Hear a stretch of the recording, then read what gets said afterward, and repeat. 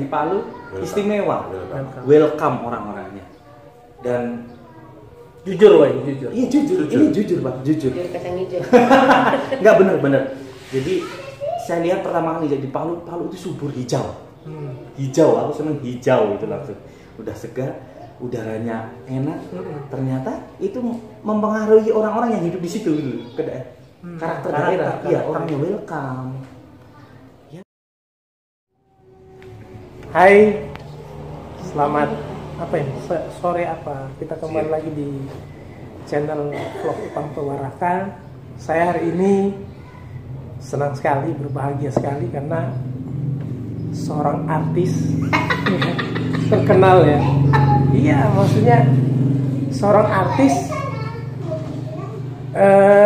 punya banyak peran di layar lebar, sinetron FFTV, apalagi SCTV ya banyaknya.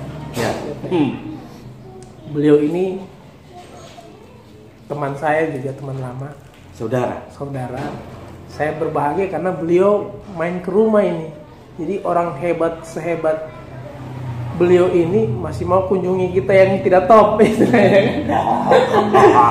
Jadi namanya Kuku Riyadi. Yang saya tahu penghargaan yang dia dapatkan itu di Mata Tertutup ya. Iya. Pemeran pendukung pria terbaik. Iya. Nah, itu sebuah kebanggaan juga bagi saya sebagai temannya. Mungkin kita akan banyak tanya, Pak. Saya coba banyak tanya-tanya nih, Bro. Nah, silakan. Mungkin yang pertama, kenapa tiba-tiba sampai ada di Palu hari ini? Ya, sebelumnya saya mengucapkan terima kasih kepada Bang Ipang. Bang Ipang ini adalah teman kuliah, tetapi salah satu guru saya juga. Saya banyak belajar dari Bang Ipang karena memang dalam proses berkesenian, Bang Ipang itu start lebih duluan. Jauh sebelum saya. Sebelum saya tahu tentang seni, Bang Ipang. Dan jadi selama saya di kampus, saya banyak sharing dengan beliau, banyak menimba ilmu, banyak ya segala hal saya banyak, khususnya di musik beliau lebih jago. Tapi Kuku ini apa ya, dia serba bisa, dia suka mengeksplor musik juga sebenarnya, karena sempat ngeband juga ya. Iya kan, dulu sempat ngeband loh dia. Dia vokalis juga loh. Iya, namanya Tambal Band ya. Tambal Band ya.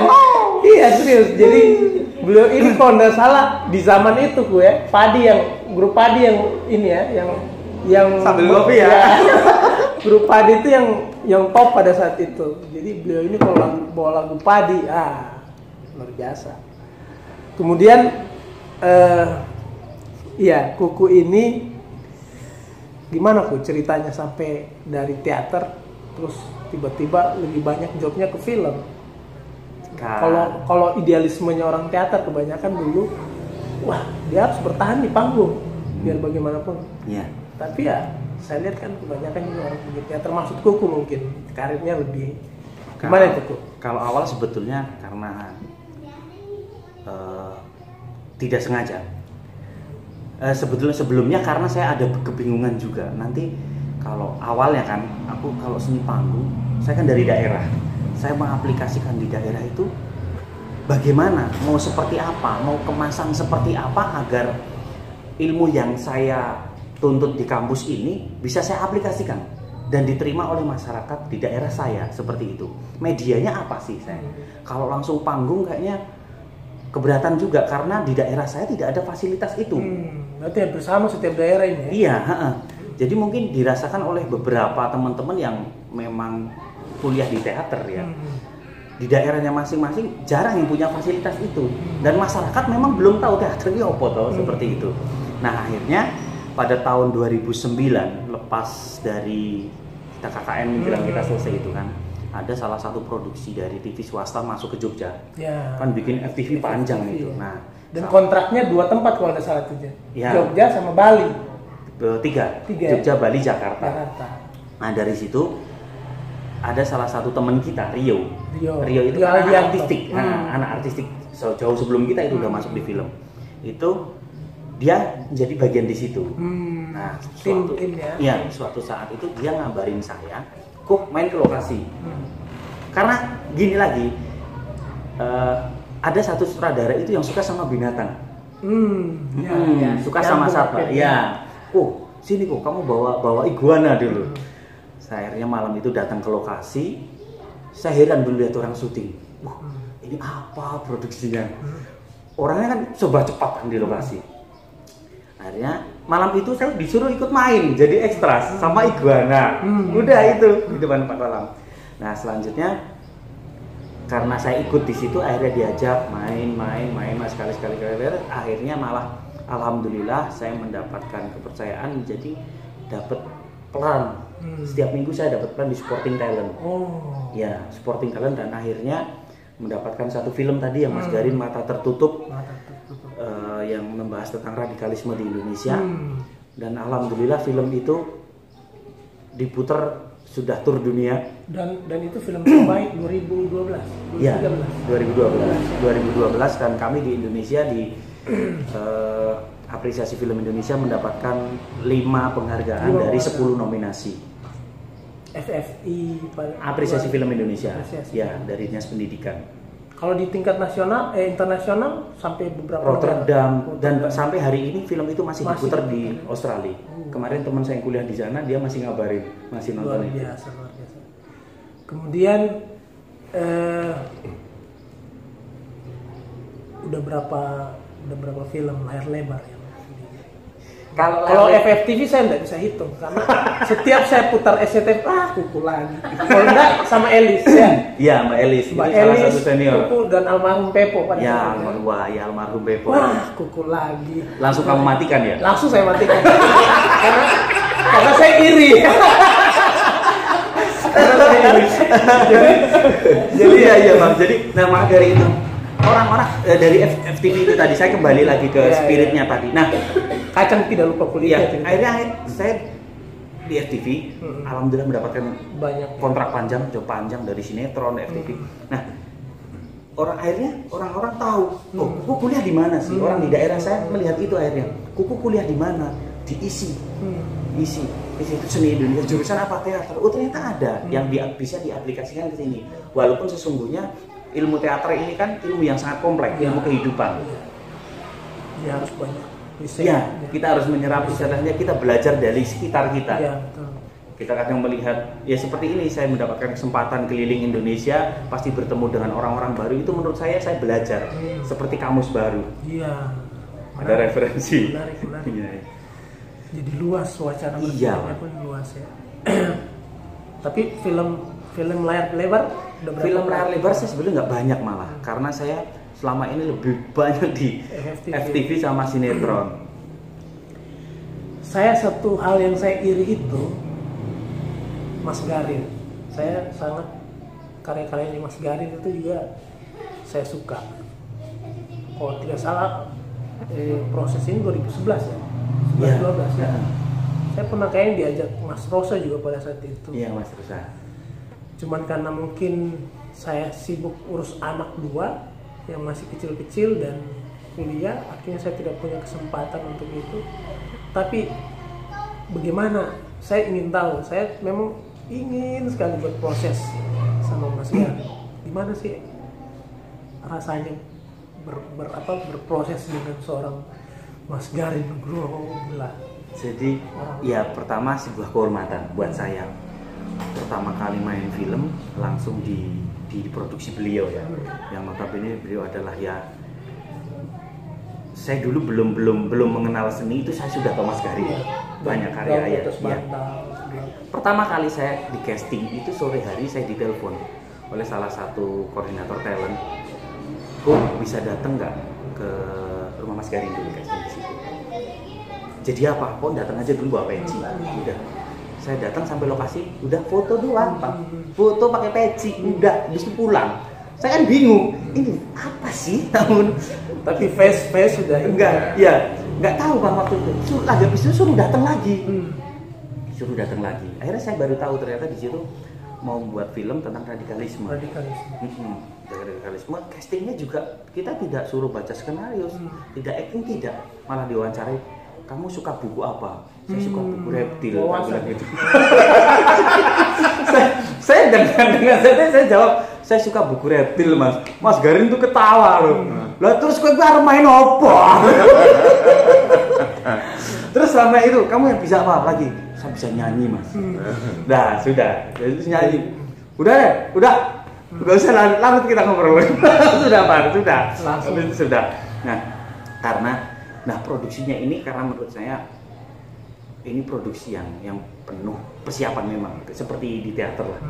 Pokoknya perkuat di persiapan, di praproduksinya seperti ini. Itu berapa lama proses produksinya itu?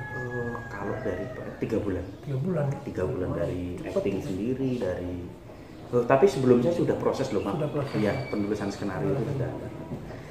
Ya, kalau apa ya, semoga kita bisa bertemu lagi sih ya. Bisa produksi Mas Garin. Tapi yang saya yakin itu pasti kesan yang luar biasa bagi Kuku karena di proses itu pun Kuku mendapat 5 penghargaan, salah satunya peran pendukung terbaik gitu ya. Unggulan, iya. Gak nyangka Pak. Iya. Saya pun sebenarnya nggak terima sebenarnya. Karena kok dia yang dapat. Iya, karena kuliah nggak pernah masuk, kuliah babaya. Iya Bang. Saya sendiri nggak nyangka Bang. Jadi waktu syuting saya itu malah seperti orang hilang. Percaya atau nggak percaya Mas Garin? Mas Garin itu nggak pernah ngajak ngobrol saya, tahu nggak? Ini sebetulnya aku tuh diakuin nggak toh? Aku gitu. Akhirnya, wah gimana? Aku datang ke lokasi cuma. Jadi banyak scene-scene yang improve. Jadi hari ini aku nggak ada.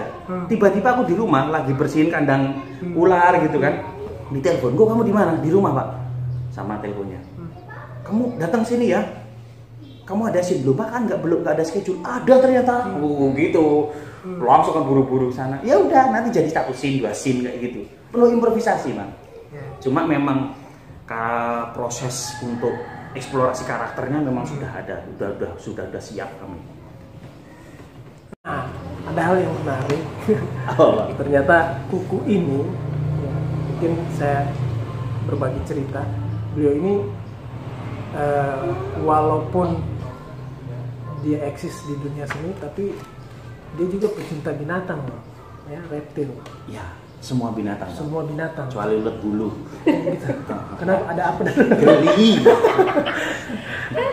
Nah, saya kalau kuliah dulu, dia ini sering bawa ular.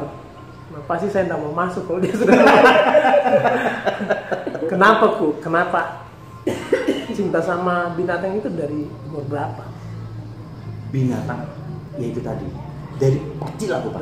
Dari kecil aku. Bahkan kecil itu aku masih ingat, aku belum sekolah, umur berapa aku baru jalan gitu. Aku nangkap ular di taman, bahkan ular yang hitam putih aku dimarahin bapakku pagi-pagi. Aku dulu bahkan masih ingat aku ya umur 2 tahunan, 3 tahun. Aku megang lebah tuh nggak nyengat. Nggak tahu itu kenapa. Tapi setelah gede malah aku merasa senang. Lebah besar-besar tuh tak tangkap. Berarti kesan-kesan di masa-masa kecil itu yang membuat kecintaan, karena itu tadi ya, bapak saya juga pecinta satwa. Pantas. Ya, bapak saya pelihara banyak dulu. Jadi menginfluence saya. Berarti banyak binatang di rumahnya. Iya. Ya. Tapi identiknya lebih banyak ular. Iya. Enggak, bapak saya takut sama ular. Oh begitu. Iya, bapak saya itu suka ternak. Jadi saya SD itu sudah merawat bebek itu 1.500. Jadi saya sebelum sekolah, saya pagi jam habis subuhan itu ngasih makan bebek, terus nyuci kandang, terus ngambil telur Pak. Itu kegiatan saya sampai SMP. Dan ada hilang telurnya pasti ya.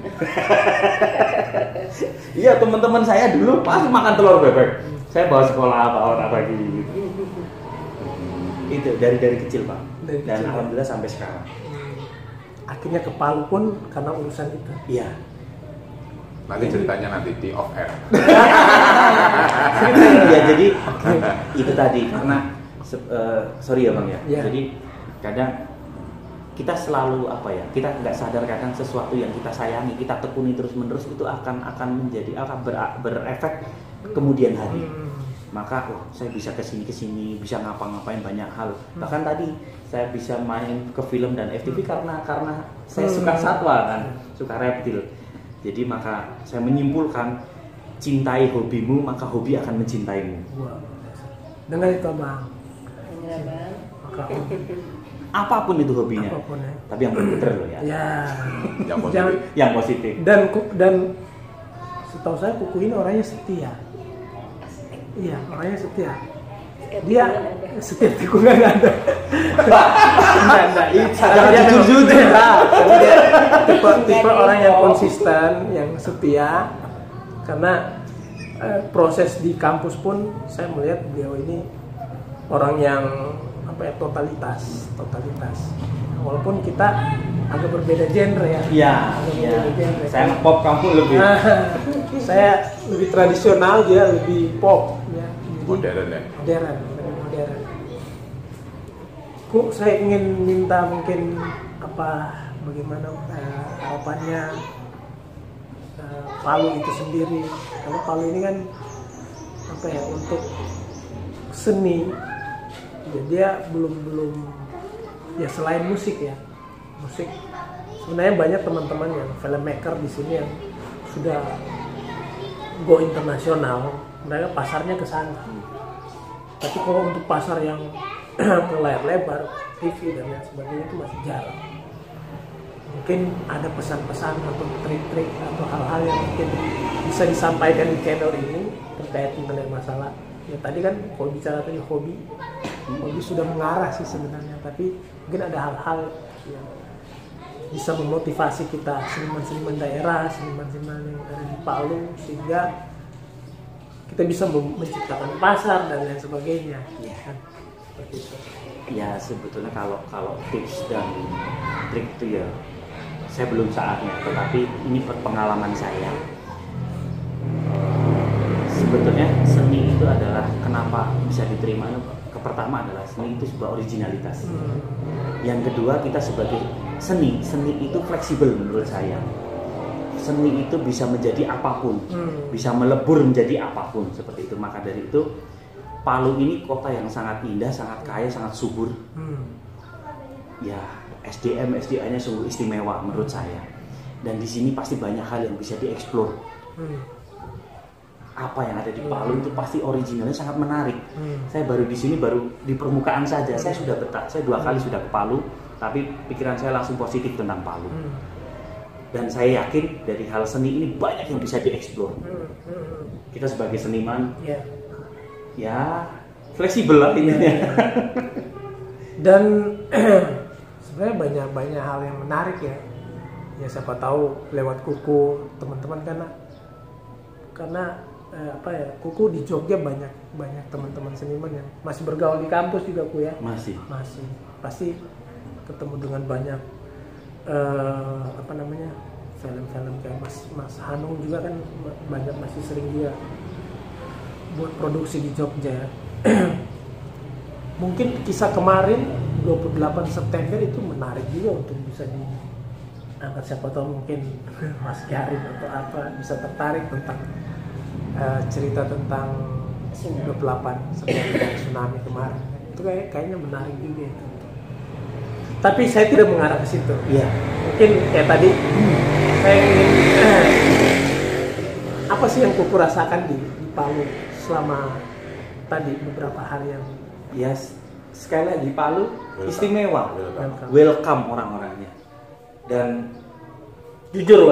Iya jujur. Ini jujur Pak, jujur. Jujur kacang hijau. Enggak bener. Jadi saya lihat pertama kali di Palu itu subur hijau. Hijau, aku seneng hijau itu langsung.